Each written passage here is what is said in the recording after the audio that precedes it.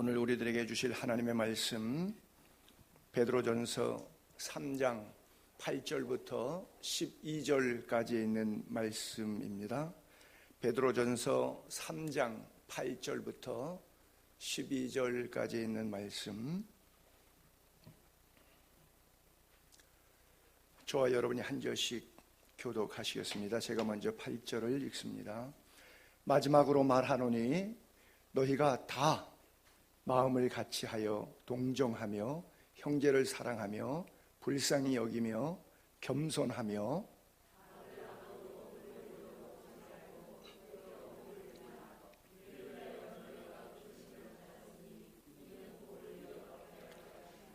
그러므로 생명을 사랑하고 좋은 날 보기를 원하는 자는 혀를 금하여 악한 말을 그치며 그 입술로 거짓을 말하지 말고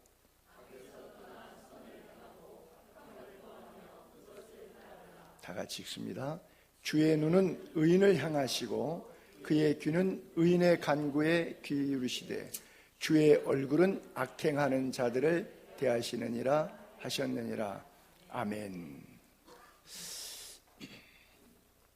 오늘 말씀의 주제는 복을 빌라 악을 악으로 갚지 말라, 욕을 욕으로 되돌려 주지 말고 도리어 복을 빌라, 이것을 위해서 우리가 부르심을 받았다. 그래야 너희들이 복을 이어서 받을 수가 있다. 여러분, 우리가 우리 인간 관계 속에서 이렇게 나에게 잘해주는 사람을 위해서 축복하는 거, 복을 빌어주는 거 쉬워요. 근데 나에게 욕을 하고 나에게 악을 해주는 악하게 구는 사람에게 복을 빌어주는 거, 이렇게 말하면 좀 극단적인데 난 아직 그런 인간을 못 봤는데 거울에도 없더라고요. 거울을 봐도 없더라고요. 근데 성경은 너 예수쟁이 맞아? 그러면 이렇게 살아야 돼. 네가 틀리게 살았어? 그건 네 안에 네가 주인공이고 예수님이 너의 주인이 아니었기 때문에 네 감정대로 네 고집대로 산 거지 예수 믿는 게 아니야. 예수 믿으면 내가 죽고 내 안에 예수님이 나 대신 사시는 게 예수쟁이야. 성경은 그렇게 말씀하고 있거든요. 그러니까 오늘 본문을 쭉 읽어보니까 너무 쉬운 그냥 윤리와 도덕적인 단답형 질문, 이런 표현 같이 쉬웠어요. 그런데 이것을 내가 몸으로 체득해서 삶으로 실천하려니까 안 됐던 부분들이에요. 그렇죠? 베드로가 그렇게 말합니다. 마지막으로 말하노니, 이게 마지막이라고 말하는 것은 어떤 유언적 설교라고 볼 수가 있죠. 그렇죠? 내가 이제 곧 죽을 터인데, 이거 죽기 전에 쓴 편지거든요. 베드로가 순교당하기 전에 더 이상 설교할 수 없을 것 같은데, 예를 들어서 만약에 제가 은퇴한다, 이제 70에 정년 은퇴잖아요. 근데 이제 고별 설교하는 거예요.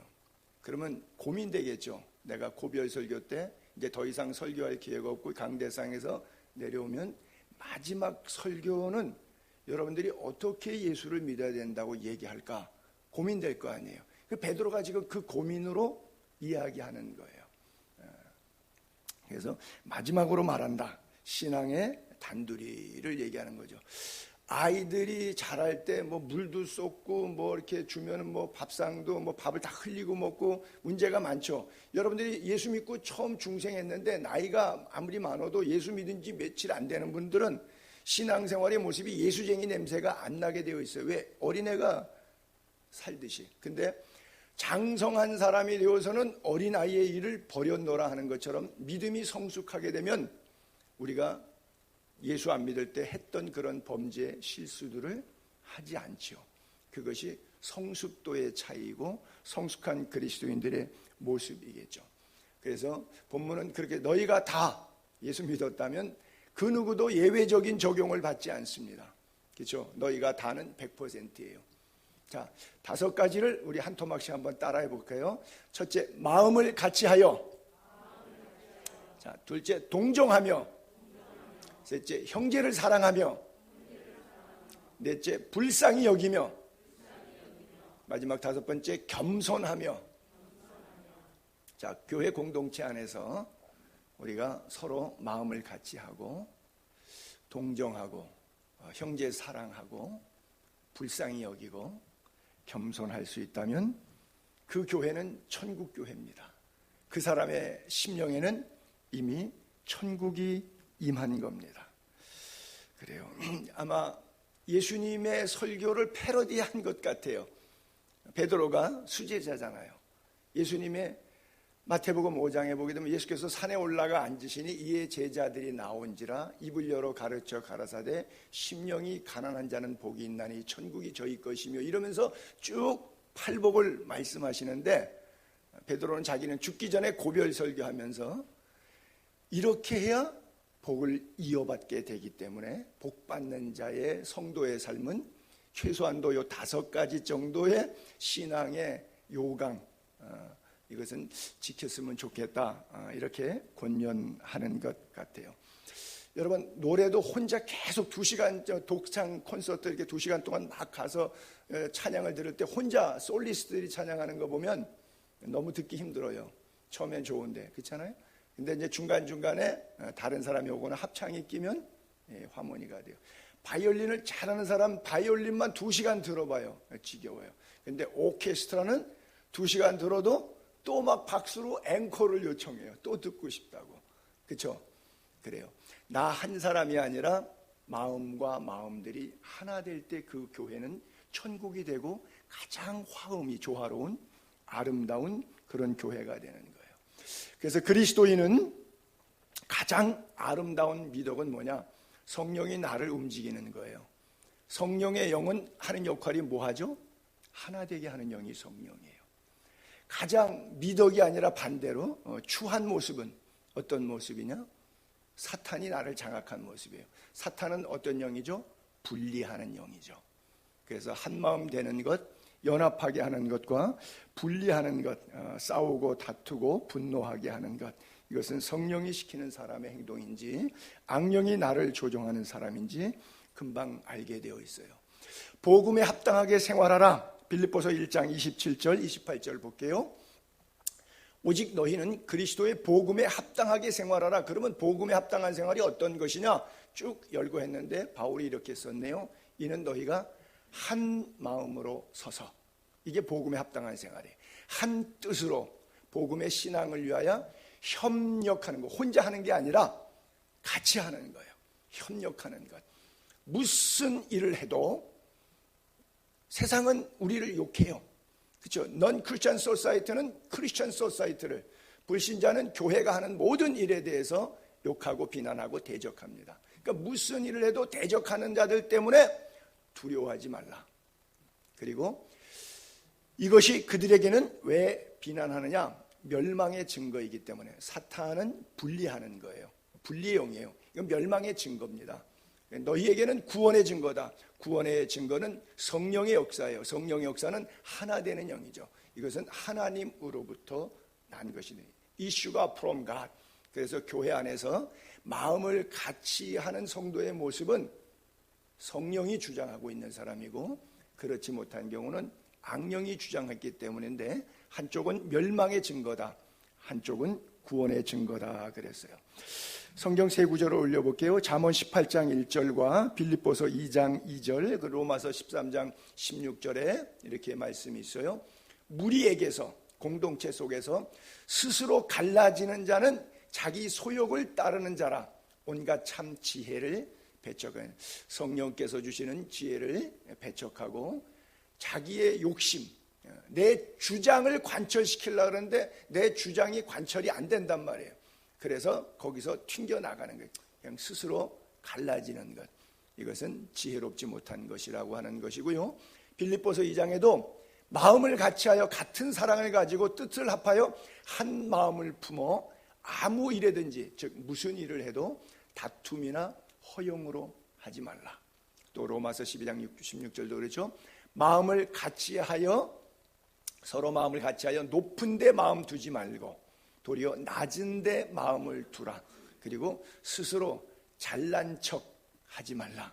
지혜 있는 척, 지식 있는 척 하지 말라. 지혜와 지식이 자기를 교만하게만 만들기 때문에.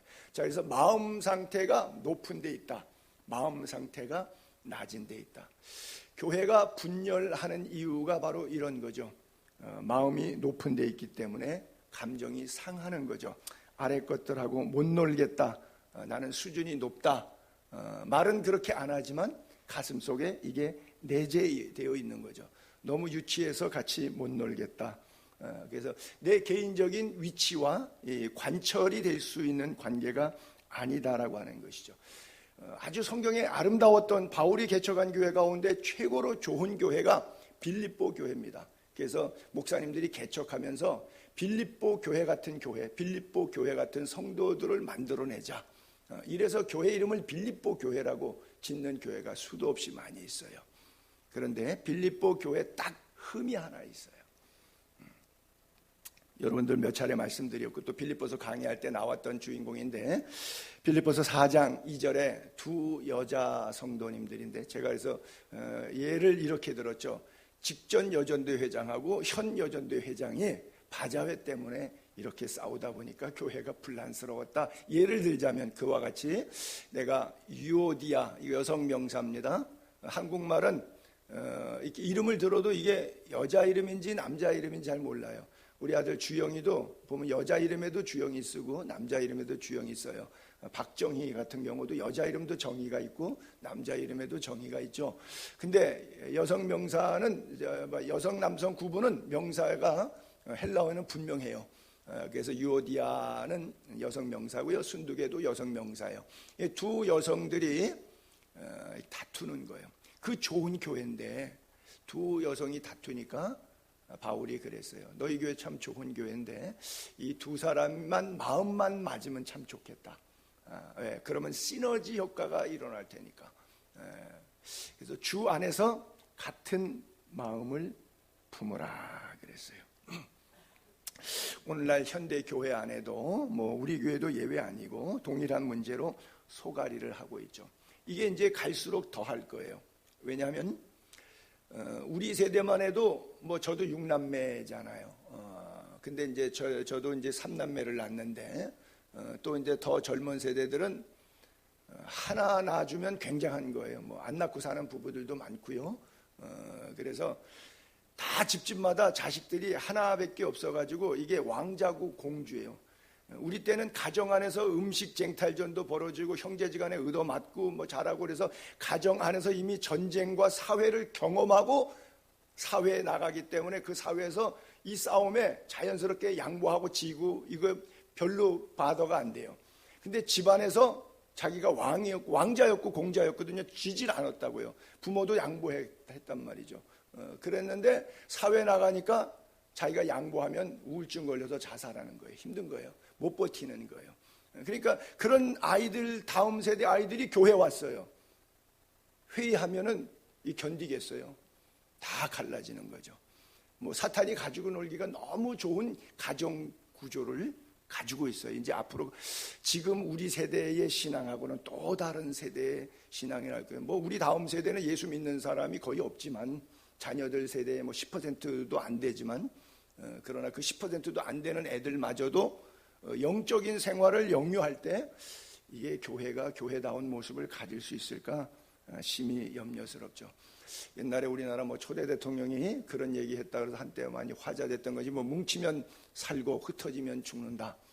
이게 영적으로 마음을 얘기하는 거거든요. 요즘에는 코로나 시대에서 이 말이 반대가 돼요. 뭉치면 죽고 흩어져야 산다. 뭐 이렇게 되는. 그래서 이제 콘택트 시대라 그러는데, 콘은 이제 같이 더불어 이런 뜻이거든요. 텍트는 접촉이잖아요. 더불어 접촉이 됐는데 이 콘택트 사회인데, 이제는 부정사를 써서 텍트하면 안 돼. 언텍트 시대라고 그런 얘기 쓰죠. 이거 영어에 없는 겁니다. 한국 사람이 만들어낸 거예요. 그러다 보니까 세계적으로 갑자기 팬데믹처럼 생긴 신조어예요. 이 언택트라고 하는 문제는. 콘택트는 있어도 언택트는 없어요. 그런데 요즘에는 온택트라 그러죠. 온라인상에서 접촉을 하다 보니까 이제는 또 온택트, 뭐 이런 뭐 특이한 시대를 우리가 살고 있어서 다음 세대 신앙들이 참 많이 걱정이 됩니다. 정이 통해야 되는데 정이 안 통해. 감정이. 그래서 첫 번째는 마음을 같이 하라. 두 번째 단계는 동정하며 이렇게 나와 있잖아요. 동정자를 올려볼게요. 글자를 같을 동자, 감정이 같으단 말이에요. 나는 슬픈데 얘는 낄끼덩거리고 좋다고 그러고 있으면 이게 마음이 서로 상하죠. 잘 안 통하는 거죠. 동정이 뭐예요? 감정이 같은 거예요. 그래서 헬라어에는 sympatheis라고 써 있는데 sim이라고 하는 것은 더한다는 얘기예요. 에너지도 두 개가 모이면 시너지 효과가 난다 그러죠. syn이라고 하는 단어가 더한다는 그런 뜻이거든요. 이게 영어에서도 40라고 하는 것은 느낌을 얘기하는 거예요. 근데 거기다가 앞에 심자를 접두사를 갖다 더 붙여서 sympathy 이렇게 말하는데 함께 느낀다. 이것을 동정한다. 이렇게 표현하거든요. 로마서 12장 15절을 한번 볼게요. 즐거워하는 자들과 함께, 그렇죠? 함께 즐거워하고 우는 자들과 함께 울라. 그래서 슬픔도 같이 하고 기쁨도 같이 하는 그런 상태를 얘기하죠. 세 번째는 형제를 사랑하라 그러죠. 세 번째는 형제 사랑. 우리가 필라델피아라고 하는 단어를 쓰는데 필로스는 사랑이란 말이에요. 그 다음에 아델포스는 형제란 말이에요. 형제를 사랑한다라고 할 때 필라델피아 이렇게 말하는데 교회, 필라델피아 교회라는 이름도 있고 또 뭐 동네 이름도 있죠. 소아시아 7교회 가운데 하나가 또 필라델피아 교회 요한계시록에도 있고요. 그것은 바로 형제 사랑이라고 하는, 우리가 교회 구성원들을 가족이라 그래요. 형제라고 그럽니다. 여러분과 제가 바로 형제예요. 그래서 형제를 서로 사랑한다는 것은 교회 공동체 가족 구성원이기 때문에, 그래서 교회 하나됨의 결정체는 사랑이라고 하는 단어로 정리해 볼 수가 있겠죠. 왜? 십자가의 사랑으로 하나님 사랑, 이웃 사랑, 그래서 사랑의 공동체로 모였기 때문에 우리는 십자가의 피 안에서 하나의 가족이 된 거죠. 그래서 우리는 서로의 뭐를 보느냐? 결점을 보는 것이 아니라, 약점을 보는 것이 아니라 그 약한 부분을 덮어줄 수 있는 그런 사랑의 관계가 되어야 된다라고 하는 것이죠. 베드로가 거짓이 없이 형제를 사랑하며 피차 뜨겁게 사랑하라, 그런 말씀도 했었거든요. 2장에 강의할 때. 그래서 여러분들 우리 모두 한번 뜨겁게 베드로 설교처럼 사랑해 볼 수 있기를 바랍니다. 우리가 왜 그렇게 사랑해야 되느냐? 신앙생활에 이런 유익과 손해가 있기 때문에 그래요. 고린도전서 12장 26절 27절에 보게 되면 우리를 지체로 표현하고 있잖아요. 그리스도의 몸. 만일 한 지체가 고통을 받으면 한 성도가 아파요. 힘들어해요. 그러면 모든 지체가 함께 고통을 받는 거예요. 한 지체가 영광을 얻어요. 한 지체가 너무 좋은 일이 있어요. 그럼 모든 지체가 함께 즐거워하는 게, 이게 진정한 가족 공동체의 모습이에요. 왜? 너희는 그리스도의 몸이요 지체의 각 부분이라. 자, 이것을 지체로 말씀드렸어요. 제가 하나 고백할게요. 한 2주 전에 발톱을 조금 제가 짧게 깎았어요. 왼쪽에 오른쪽 발톱을. 그랬더니 염증이 생겼어요. 그럴 때 있죠. 발톱을 너무 짧게 깎아갖고 너무 이쁘게 만들려고. 근데 너무 아픈 거예요. 이게 뭐 이렇게 팅 붓고 막 염증이 생기니까 걷질 못하겠어요. 우리 함장님은 얼마나 더 아프실까? 엄지발가락을 잘못해서 발톱을 잘못 깎았는데 너무너무 아픈 거예요. 옛날에 누가 그런 적이 있었어요. 몇 년 전에. 그래서 속으로 그랬어요. 아이고, 미련하게 발톱을 그렇게 깎아갖고 지사를 베어서 이렇게 아프냐. 그랬더니 그 미련함이 그대로 나에게 뒤집어서 씌워진 거야. 너도 한번 당해봐라. 너무 아파요. 머리까지 지근지근 아프더라니까요. 여러분, 조금 끝에 지체 한 부분이 고난을 받으니까 온 몸이 함께 고난을 받아요. 그렇죠? 몸이 각 기능마다 정상적으로 잘 활동하니까 온 몸이 정상적으로 기능을 다 잘해요. 그런 것처럼 교회 공동체가 그렇다는 거예요. 한 지체가 고통받으면 함께 즐거워하고 함께 울고 웃는 그런 관계. 그렇죠? 그래서 우리가 교회는 그리스도의 몸이고 그 안에 한 지체로서 우리의 공동체의 각 지체들이기 때문에 데살로니가 교회가 데살로니가 전서 4장 9절에 보게 되면 이렇게 모범적인 그런 모습을 보여서 바울이 칭찬한 구절이 있어요.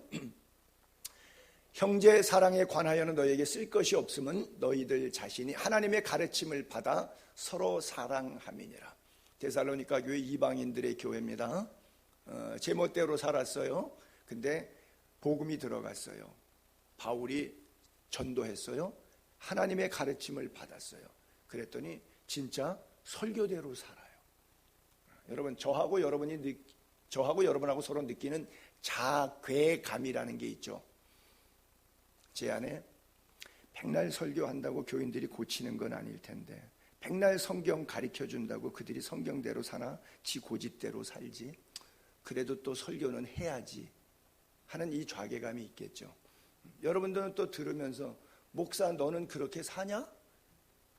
이런 마음으로 또 들으실 테고, 이 우리 안에 좌괴감의 공명에 치고받는 울림들이 있지요.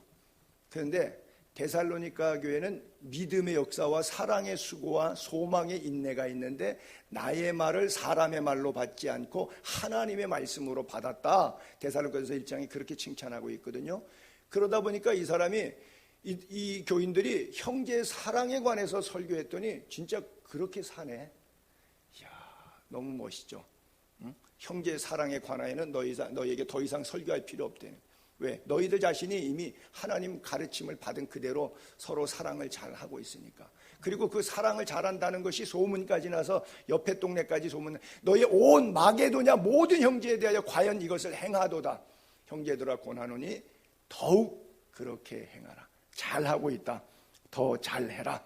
그렇게 권면하고 있죠. 이게 11절에 잘렸나요? 그 다음 절이 있나요?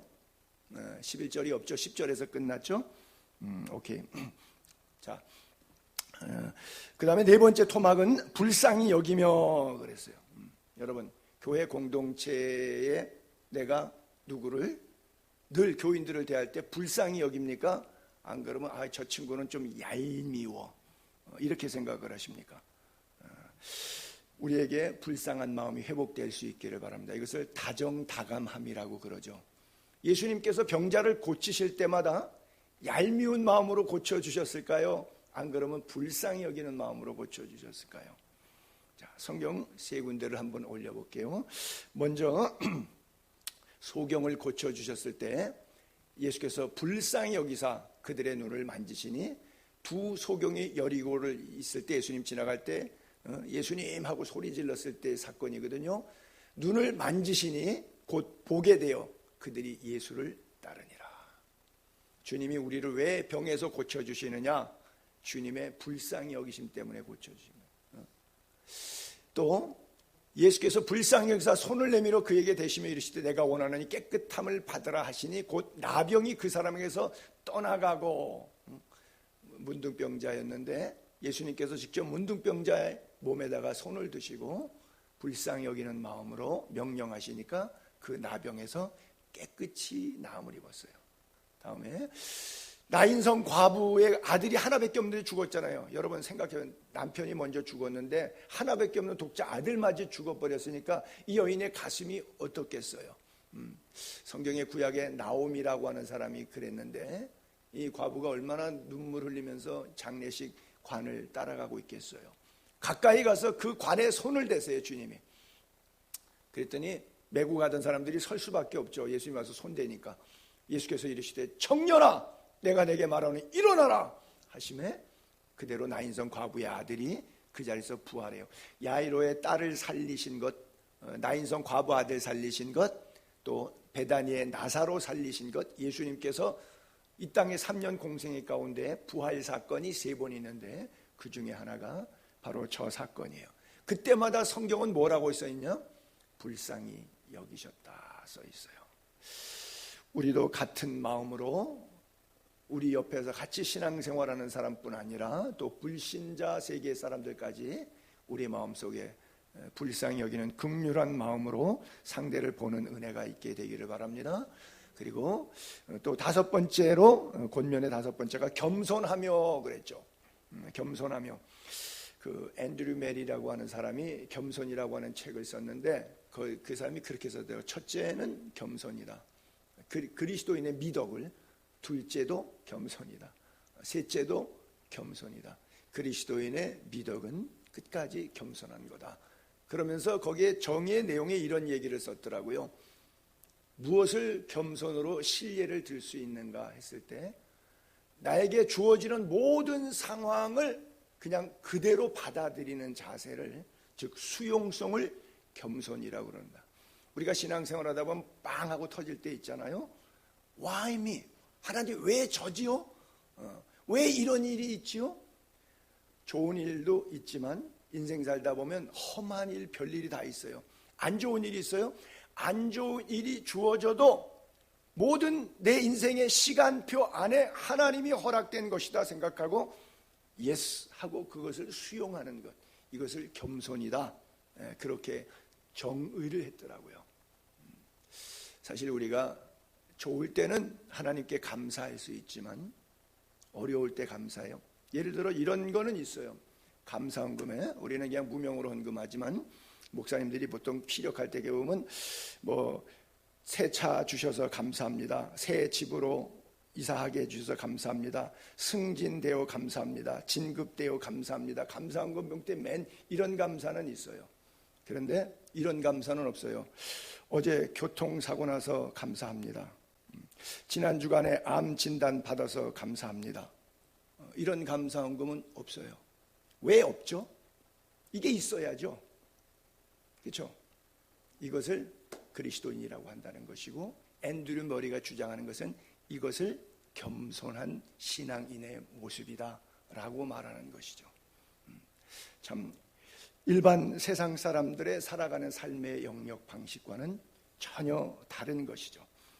그래서 단순하게 겸손 그러면 상대방을 높이고 존중하고 나를 낮추는 것 이런 게 아니라 여러분 솔직히 바라봅시다. 권세 앞에서 굴욕적으로 할 수 없이 밑에서 고개 숙이고 겸손한 것 있잖아요. 여러분 성지순례 가면 베들레헴에 갈 때 예수님 탄생 구육교회에 들어갈 때 개구멍처럼 이렇게 나왔잖아요. 한 1m 높이로 문을 만들었잖아요. 왜? 로마 제국 사람들이 말 타고 교회 안에 못 들어가게 하려고 교회에 들어가려면 다 고개 숙이고 들어가게 만들려고 개구멍처럼 그렇게 만들어서 관광객 다 들어갈 때마다 베들레헴 교회 들어가면 다 고개 숙여만 들어가지 고개 들고는 못 들어가요. 왜? 1m 높이밖에 안 되는 개구멍처럼 만들었어요.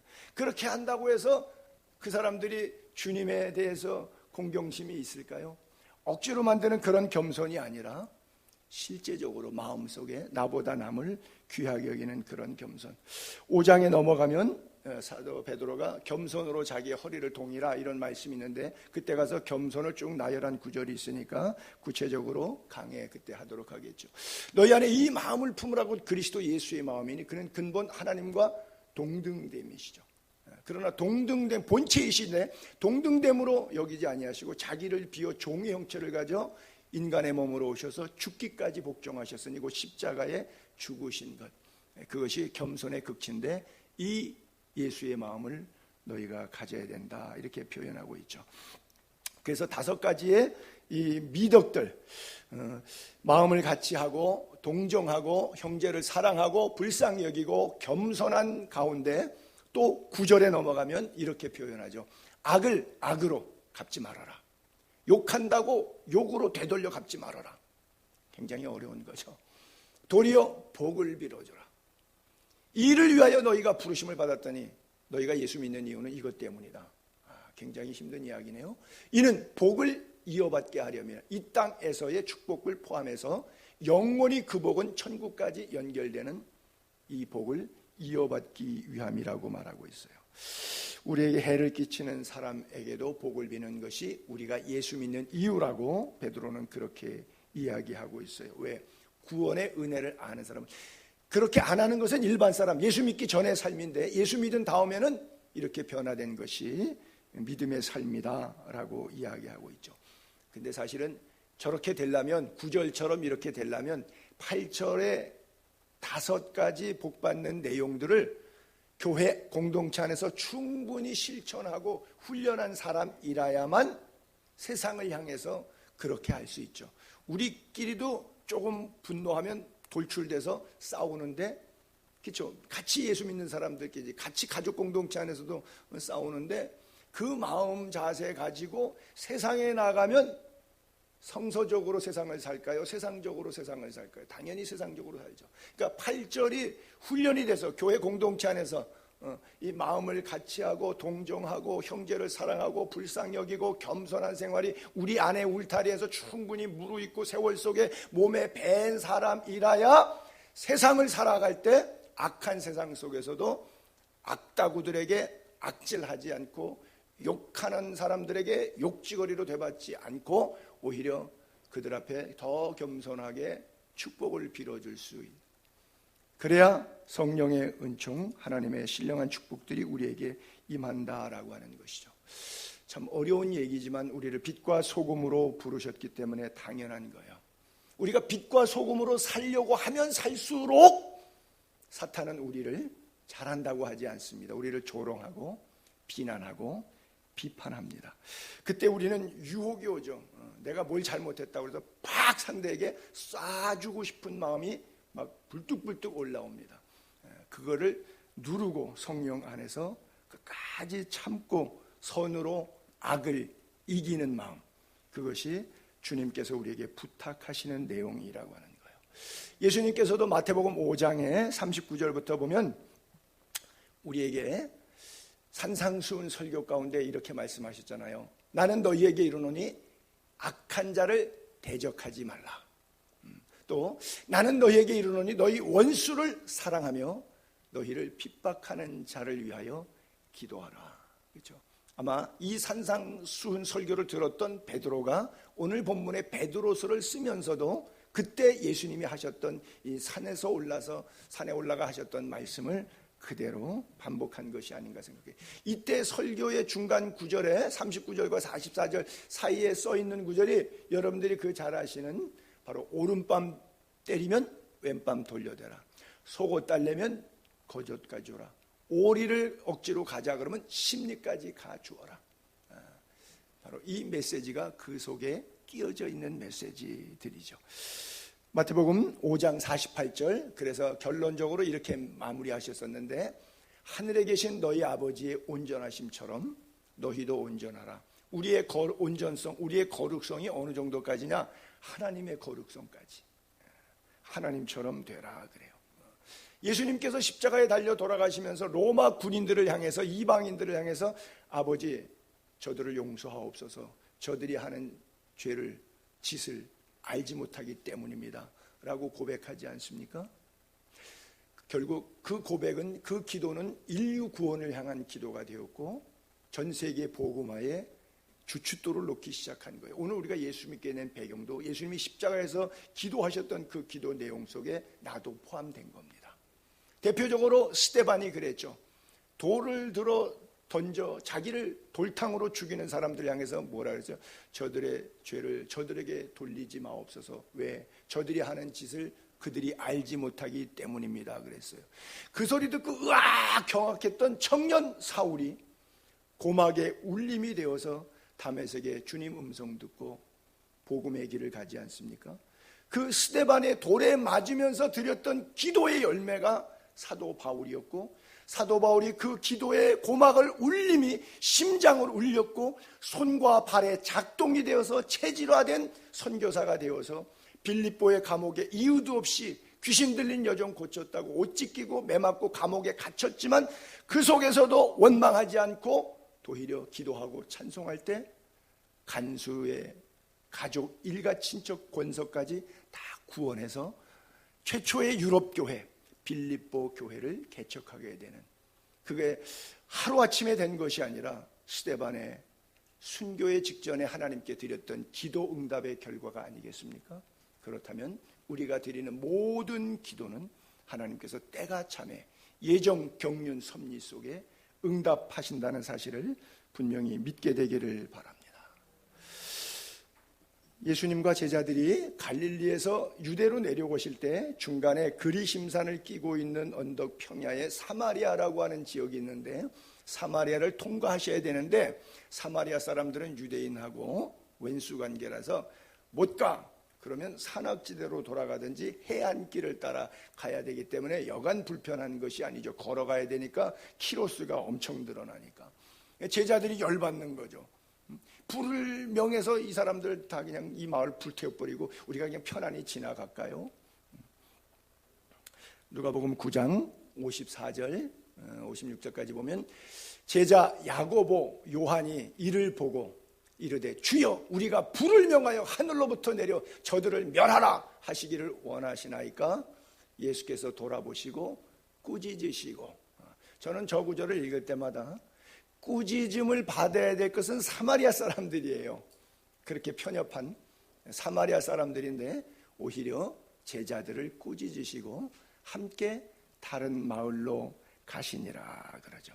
주님은 불을 내리실 수 있는 분이에요. 주님은 진노하셔서 그들을 불태울 수 있는 분이에요. 그러나 사랑하십니다. 그리고 그가 사랑하는 제자들을 오히려 꾸짖으십니다. 여러분들도 그렇잖아요. 남의 자식은 꾸짖을 필요 없잖아요. 내 자식이니까 꾸짖는 거죠. 사랑했기 때문에 예수님께서 제자들을 가르치신 것이죠. 여기서 우리가 하나 배울 것이 하나 있는데, 여러분 상대방을 위해서 그냥 어떤 상황 속에서 우리 축복의 메시지만 하면 돼요.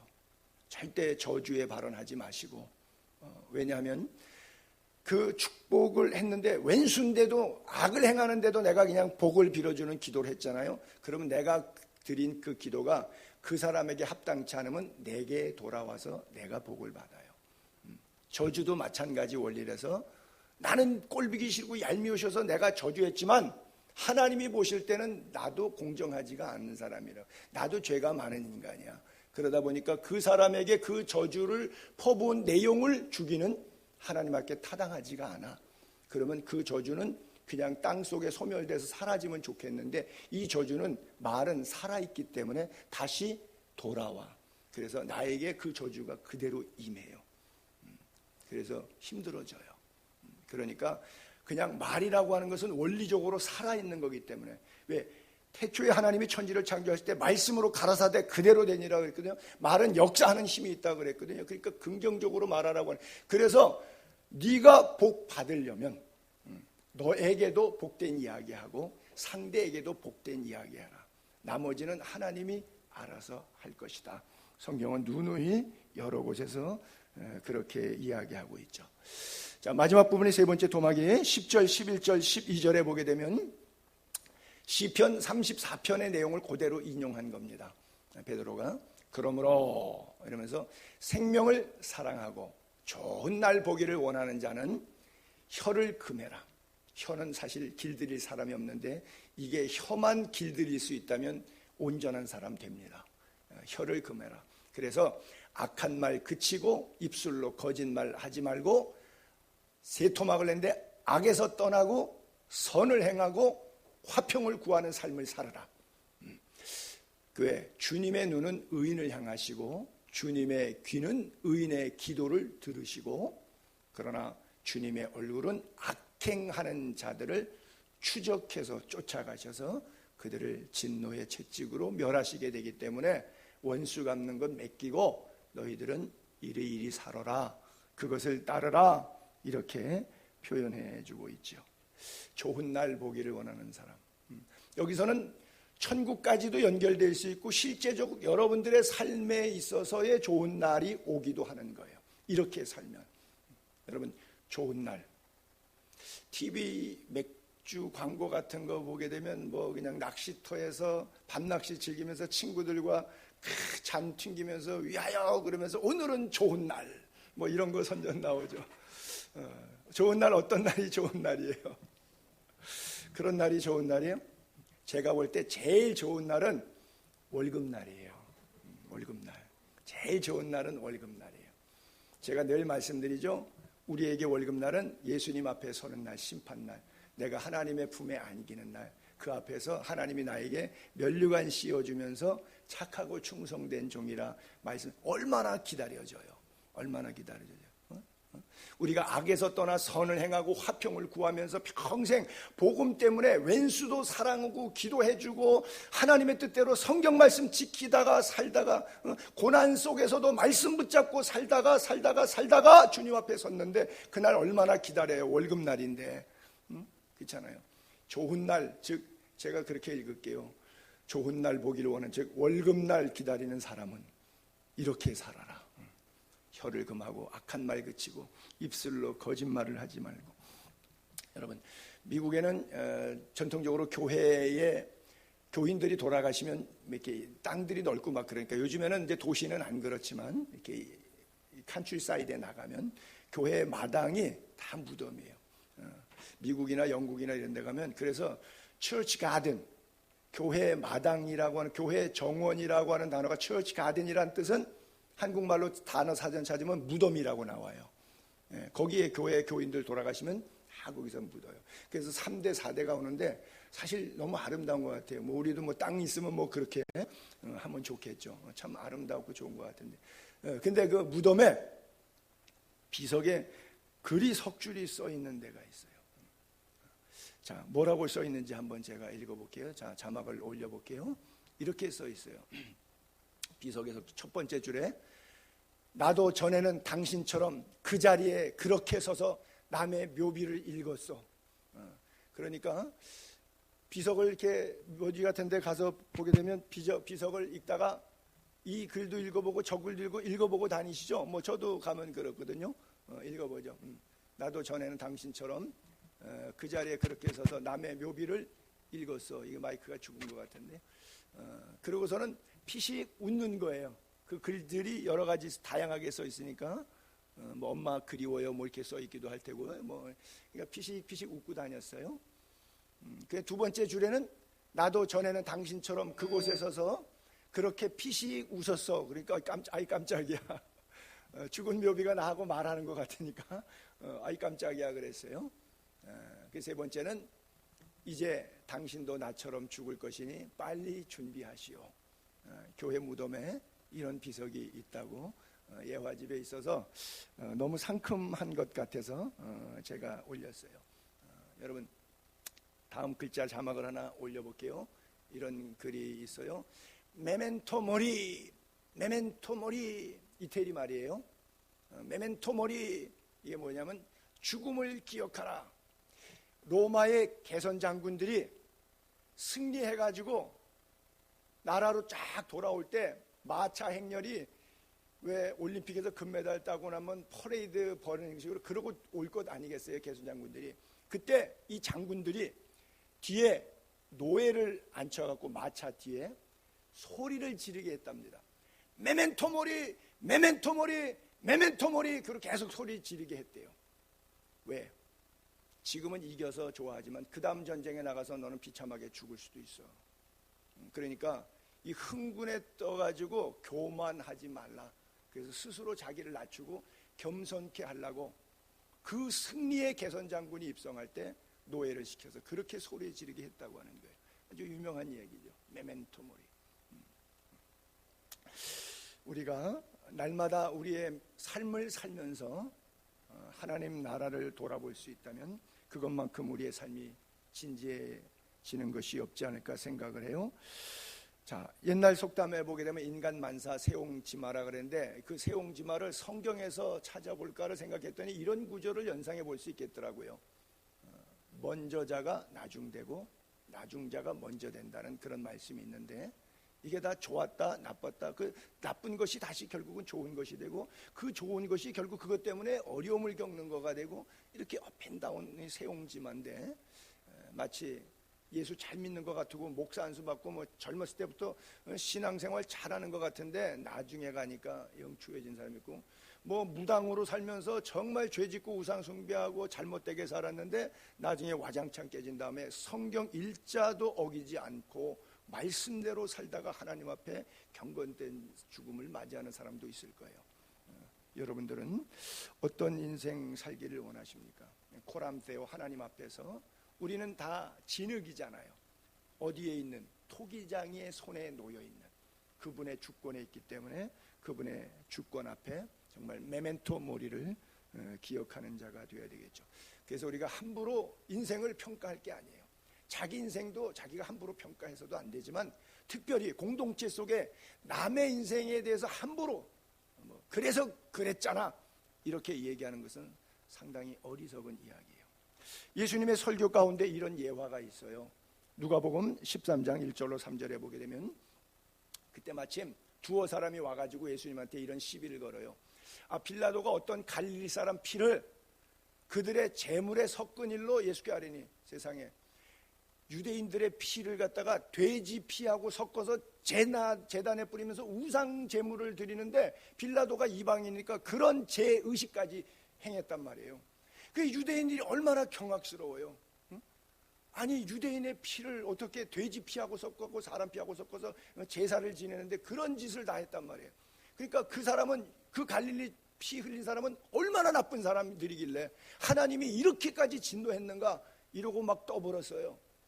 대답하여 이르시되 너희는 이 갈릴리 사람들이 이같이 해를 받음으로 다른 모든 갈릴리 사람보다 죄가 더 있어서 이런 일을 당한 줄 아느냐? 아니라 너희도 만일 회개하지 않으면 다 이와 같이 망하리라 그래요. 계속 이어서 같은 설교를 또 한 번 다른 예를 들어요. 예루살렘에 실로암 있죠. 여러분들이 요한복음 9장에 보면 실로암 장님 눈뜨게 되는 그 실로암에 가면 망대가 있는데 실로암 망대가 무너졌어요. 그러다 보니까 돌에 깔려서 18명이 죽었어요. 예루살렘에 거한 모든 사람보다 죄가 더 있는 줄 아느냐?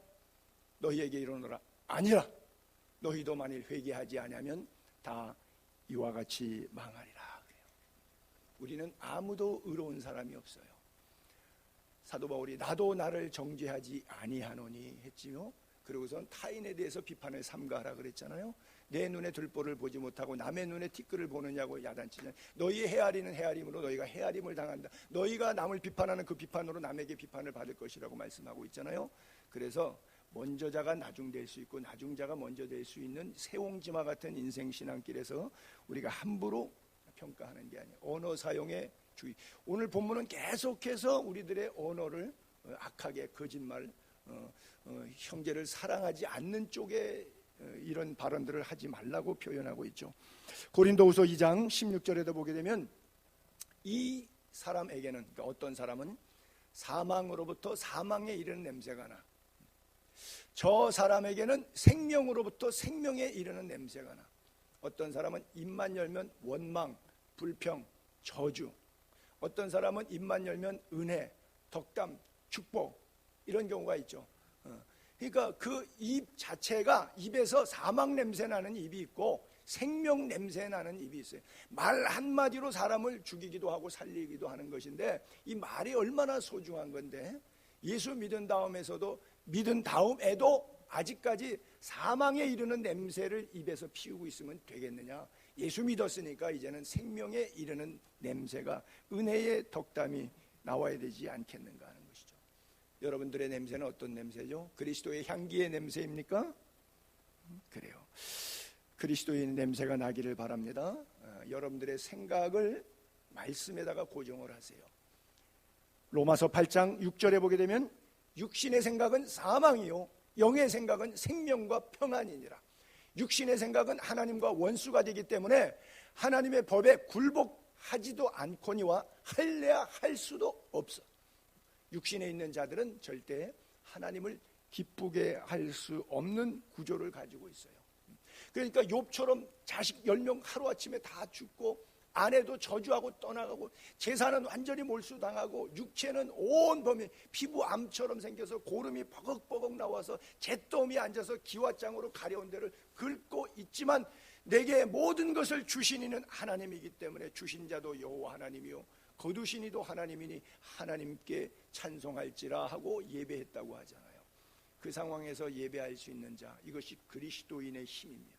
하나님이 주시는 능력이, 왜 육신의 생각을 하지 않고 영의 생각에 있으니까 영의 사람의 결과를 얻어내는 것이죠. 다니엘의 사자굴이라든지 엘리야의 기도라든지 믿음의 기도는 병든 자를 구원하리니 그가 혹시 죄를 범하였을지라도 하나님께서 사하시리라 말씀하셨던 것처럼 의인의 간구는 역사하는 힘이 있다고 했던 것처럼 그들과 함께 힘들게 했던 사람들의 원수의 세력들은 하나님이 알아서 하실 거니까 그것 때문에 받아받지 말고 우리는 위하여 오히려 복을 빌면 돼요. 아합과 이세벨이 그렇게 엘리야에게 못되게 했지만 하나님께서 정리하시잖아요. 에스더 모르드게를 그렇게 죽이려고 했지만 하만을 불임절 사건을 통해서 하나님이 정리하시지 않습니까? 세례 요한을 목베어 죽였지만 하나님께서는 헤롯 왕을 정리하시지 않습니까? 모든 것이 하나님의 주권의 마지막 심판날 하나님이 평가하실 거예요. 그래서 우리는 악에서 떠나고 선을 행하고 화평을 구하는 삶을 사는 것, 이것만이 하나님이 우리에게 지시하신 내용들이라고 하는 거예요. 마태복음 12장 34절부터 37절까지 보게 되면 바리새인들에게 그런 표현 말씀하셨어요. 독사의 자식들아, 너희는 악하니 어떻게 선한 말을 할 수 있느냐? 이는 마음에 가득한 것을 입으로 말하기 때문에 선한 사람은 그 쌓은 선에서 선이 자동적으로 나오고 악한 사람은 그 쌓은 악에서 자동적으로 악한 것이 나오는 것 아니냐는 거죠.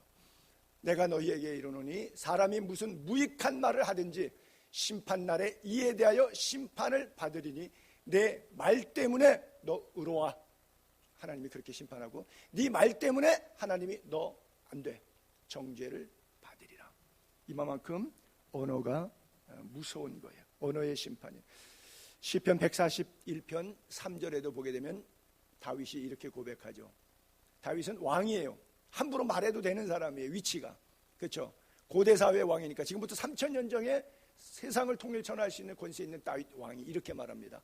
여호와여, 내 입에 파수꾼을 세우시고 내 입술에 문을 지키소서.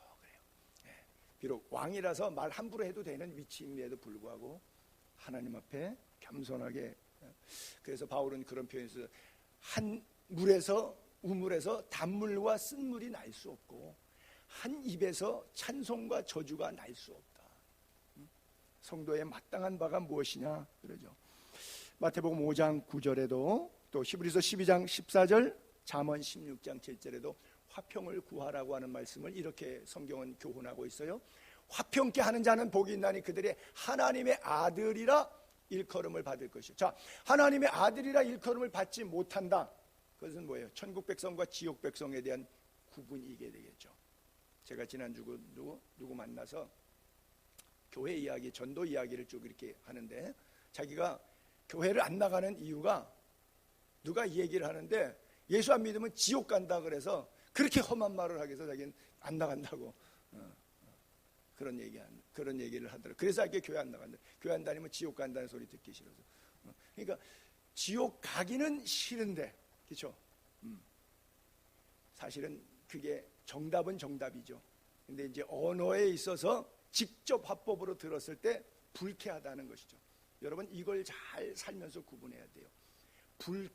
듣기에 불편한 것과 진실인 것과 인간관계 윤리적인 면에 있어서는 해당이 안 되지만 진리의 면에 있어서는 이게 해당이 됩니다. 윤리, 도덕, 부부관계, 인간관계 속에서는 말을 아름답게 할수록 좋아요. 굳이 뭐 왜 이렇게 뚱뚱해 하는 것보다도 100kg 나가는데도 5kg 빠졌어도 어휴 날씬해졌네 이러면 좋은 거예요. 그렇죠? 이거는 윤리와 도덕에 관한 문제예요. 그것은 그렇게 하셔야 돼요. 그러나 진리에 관한 거는 내 게 아니라 하나님 거예요. 그러니까 내가 양보해서 줄 수 있는 게 아닌 부분이에요. 그러니까 이것은 그래서 귀에 고막에 울려서 지옥 가면 안 되지 해서 회개하고 예수 믿을 사람도 있고 그게 불쾌해서 예수 안 믿을 사람도 있고 그것은 좀 속된 표현인데 세상 말인데 이건 제8자입니다. 자기 믿음의 수용성이에요. 이건 어떻게 할 수가 없는 거예요. 그러나 전하고 안전하고 하는 것은 파수꾼의 사명은 우리에게 있는 거예요. 여기서 화평하게 하는 자라고 하는 것은 윤리적 도덕적으로 화평도 포함이 되지만 더 깊은 의미에 있어서 하나님과의 화평을 이루는 즉 전도하는 사람을 얘기하는 거예요. 즉 예수 믿으면 안 믿는 사람 볼 때 지옥 가죠. 그렇죠? 내가 몰랐는데 그러면 지옥 가게 내버려 두는 것이 그 사람과 화평한 관계를 이루는 게 아니라 그 사람을 천국 가도록 전도하는 것이 그래서 하나님과 화평 관계를 이루는 것이 내가 이 사람하고 화평하는 길이에요. 그렇기 때문에 화평케 하는 자는 복이 있다는 것은 하나님의 자녀, 하나님의 아들이기 때문에 그건 당연한 거예요. 히브리서 12장 14절도 이전에 모든 사람과 더불어 화평함과 거룩함을 따르라. 이것이 없이는 아무도 주를 보지 못하리라. 윤리적인 면까지 포함되고 있는 거예요. 사람의 행위가 여호와를 기쁘시게 하면, 하나님을 똑바로 제대로 믿고 있는 사람이라면 그 사람의 원수도 그와 더불어 화목하게 하는, 절대 화목이 안 될 것 같은 그 왼수지간인데도 내가 성경대로 살면 하나님의 능력이 원수의 마음도 만져주시고 녹여주셔서 화목할 수 있는 찬스가 온다라고 하는 거예요. 그만큼 우리는 살리는 말, 죽이는 말, 언어의 영성 굉장히 중요하죠. 여러분, 마지막으로 성경 한 구절 읽고 마치도록 할게요. 로마서 12장 19절부터 21절까지 마지막으로 합독 같이 천천히 읽겠습니다. 시작. 내 사랑하는 자들아, 너희가 친히 원수를 갚지 말고 하나님의 진노하심에 맡기라. 기록되었으되 원수 갚는 것이 내게 있으니 내가 갚으리라. 주께서 말씀하시니라. 내 원수가 줄이거든 먹이고 목마르거든 마시게 하라. 그리함으로 내가 숯불을 그 머리에 쌓아 놓으리라. 악에게 지지 말고 선으로 악을 이기라. 아멘. 기도하겠습니다.